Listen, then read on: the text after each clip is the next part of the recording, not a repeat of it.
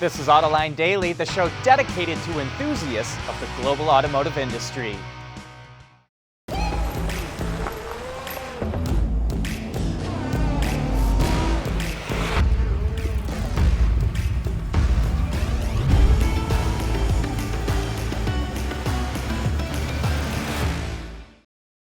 Tesla is going to be updating the Model S and X according to Electric. It says they're being updated under a project codenamed Palladium. They're going to get new battery modules and motors, which will improve efficiency and performance, including the Plaid mode that Elon Musk has talked about. Plaid is the next level above Ludicrous, which is absolutely crazy because Ludicrous already provides astounding levels of acceleration.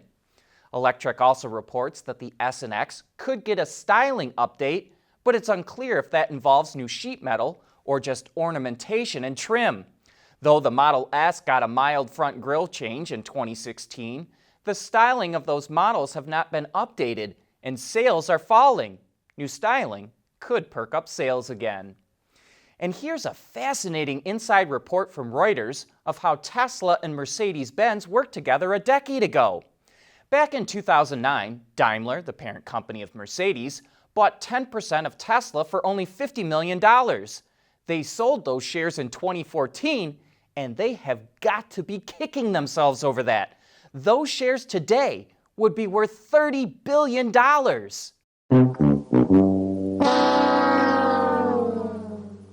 Daimler invested in Tesla to learn how it operates and to get batteries for the electric version of the Mercedes B-Class. But it sold those shares because it felt that Tesla would not be able to scale up for mass production.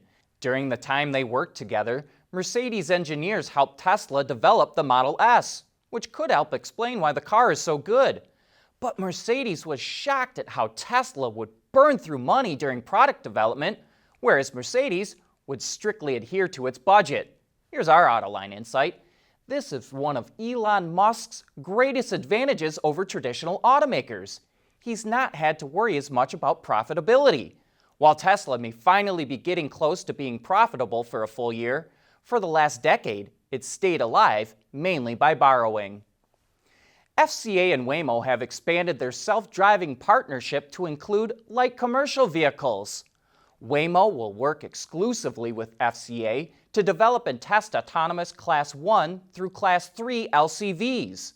Waymo's Level 4 system will initially be equipped into the Ram ProMaster. In addition to that, the two companies will work on integrating Waymo's Level 4 autonomous technology across FCA's lineup. The companies began collaborating in 2016 and since have launched the first commercial autonomous ride-hailing service with Chrysler Pacifica hybrid minivans. Engineer from anywhere. Perform tests from your office, lab, or living room. OTA, connected car, diagnostics, remote testing, we have you covered. Our hardware and software is trusted all over the world. Global company headquartered in Troy, Michigan. Intrepid Control Systems. Jeep revealed plug-in hybrid versions of some of its vehicles at CES this year, and now two of them are available for order in Europe. The Renegade and Compass 4xe, which is how Jeep will signify all its electrified models, both feature a 1.3-liter turbocharged four-cylinder gasoline engine that comes in two power outputs, 130 horsepower or 180. The engine is paired to a 6-speed automatic and a 60 horsepower electric motor mounted in front of the rear axle, which means all-wheel drive is standard. 0 to 100 kilometers an hour is expected to be around 7.5 seconds, which is not all that impressive, but it is over a second faster than any other Renegade or Compass. A 11.4 kilowatt-hour battery, mounted under the second row seats, is said to return an average of 50 kilometers of all-electric range, but that's based on the older NEDC test. If we do a quick conversion, that comes to about 21.5 EPA miles. The Renegade and Compass 4xe will still be very off-road capable, even coming in the Trailhawk trim with a number of selectable off-road settings.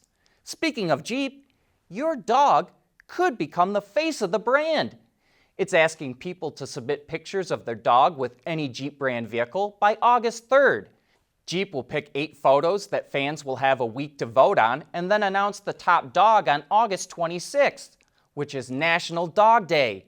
You know, it's kind of funny that we would report about this today. For those of you who don't know, it's National Hot Dog Day today in the US. Anyway, back to the cute puppies. The winning dog will be used across Jeep's social media channels for a year. Subaru has had lots of success using dogs in its ads, so maybe Jeep is hoping for the same. And it might need that success because here's even more proof that fans are going gaga for the new Bronco.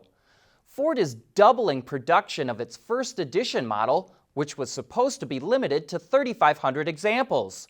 Those 2- and 4-door first editions are pretty well decked out and come with starting prices of nearly $61,000 and $65,000 respectively. Ford told potential customers who already made a reservation for a first edition model they could cancel it since the vehicle won't be as exclusive with the doubling of production. But we doubt that will happen. Toyota is getting set to launch the new Venza in the US. It's now hybrid only, and it features a 2.5-liter 4-cylinder engine with 3 electric motors and all-wheel drive. The setup is expected to deliver 39 miles to the gallon combined, and it comes standard with Toyota's suite of driver assistance technologies. Moving to the interior, it's standard with an 8-inch touchscreen, but a 12.3-inch touchscreen is also available. And it's the first Toyota to offer a fixed panoramic glass roof. Pricing starts just over $33,600, while the top trim starts at just under $41,000. The new Venza will be built in Japan, where it's sold as the Harrier, and it starts arriving at dealerships in the US in September. Lexus is showing off a unique version of its UX crossover. And no, that's not a new camouflage wrap you're looking at. That design was tattooed onto the car, which the company claims is the world's first. The vehicle features a koi fish along the entire length of the vehicle, which was created by London tattoo artist Claudia de Sabe. She used a Dremel tool to etch the design instead of her traditional tattooing needle. Car paint was used to fill in the koi design and the waves, and gold leaf was also added to give it a bit of a 3D element. The entire project took 6 months to complete. However, the actual tattooing took place over 5 8-hour days. But what do you think? Is it a keeper, or should Lexus throw it back into the pond? Coming up next, John will be here with some of his thoughts on paddle shifters. Autoline Daily is brought to you by Bridgestone Tires, your journey, our passion, and by Intrepid Control Systems, over-the-air engineering. Boost your game. It's amazing to see how many cars come equipped with paddle shifters these days. My only question is, does anyone actually use them? Paddle shifters are located behind the steering wheel within easy reach of the fingers on your left and right hand. You can use the paddles to upshift or downshift the transmission as you drive. But when I drive a car with an automatic transmission, I put it in drive and leave it there. Today's automatics are so good, there's no need to fuss around with shifting. Now, there are 2 situations in which I will use the paddles. On snowy, icy roads, I'll downshift to use engine compression to slow the car down. And in some cars with dual clutch transmissions, you can get a better response by using the paddles because DCTs don't have a torque converter. But I probably haven't used a paddle shifter in over a year, and I'll bet that the vast majority of car buyers never use them. In fact, I'll bet a significant number of owners don't even know what the paddles are for. And so I'll predict that in a few years, paddle shifters will disappear on everything except for high-performance cars. So let's do an informal poll here. Does your car have paddle shifters? And do you ever use them? Hey, before we go, did you know that General Motors revived its defense division? It's getting back into developing military equipment and just landed a big contract from the Army. It's going to make what they call the ISV, the Infantry Squad Vehicle, and it has impressive, hardcore off-road capabilities. The chief engineer of GM Defense, Mark Dickens, will be our special guest on Autoline After Hours this Thursday, so join Gary and me for some of the latest developments in the automotive industry. And with that, we wrap up today's show. Thank you for watching.